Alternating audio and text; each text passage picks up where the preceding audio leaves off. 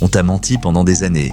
On t'a répété que plus tu souffres, plus tu travailles dur, plus tu mérites de réussir. Que la fatigue est une preuve de valeur, que si tu n'es pas épuisé, c'est que tu ne fais pas assez. Mais laisse-moi te poser une vraie question. Si le travail dur suffisait, pourquoi les plus fatigués ne sont-ils pas les plus libres? Pourquoi tant de gens donnent tout et restent le bloqué? Si tu restes jusqu'à la fin, ce que je vais te dire peut changer ta façon de travailler et de penser l'argent.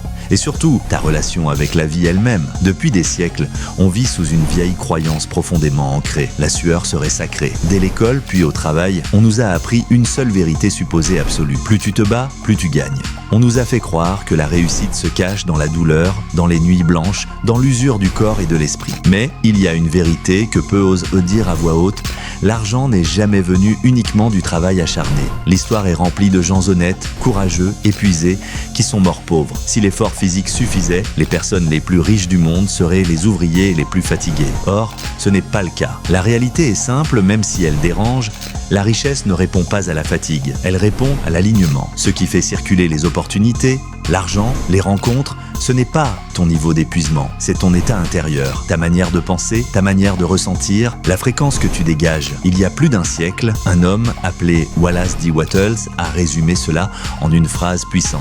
Les gens ne deviennent pas riches en faisant certaines choses, mais en faisant les choses d'une certaine manière. Autrement dit, ce n'est pas quoi tu fais qui change tout, c'est comment tu le fais. Beaucoup vivent dans une lutte permanente. Comme s'ils nageaient à contre-courant. Ils forcent, ils contrôlent, ils s'accrochent. Et plus ils luttent, plus la vie résiste. D'autres, au contraire, semblent avancer avec fluidité. Pas parce qu'ils sont chanceux, mais parce qu'ils sont en phase. Quand tu agis depuis la peur, peur de manquer, peur d'échouer, peur de perdre, tu envoies un message clair, je n'ai pas assez. Et la vie répond fidèlement à ce message. Quand tu agis depuis la confiance, la clarté et la certitude intérieure, tu ne forces plus la vie. Tu coopères avec elle. Travailler ne veut pas dire souffrir. Agir ne veut pas dire se battre. L'action juste ne vient pas de la panique, mais de la présence. Imagine un fleuve. Si tu rames à contre-courant, tu t'épuises. Si tu comprends le sens du courant, tu avances avec beaucoup moins d'efforts.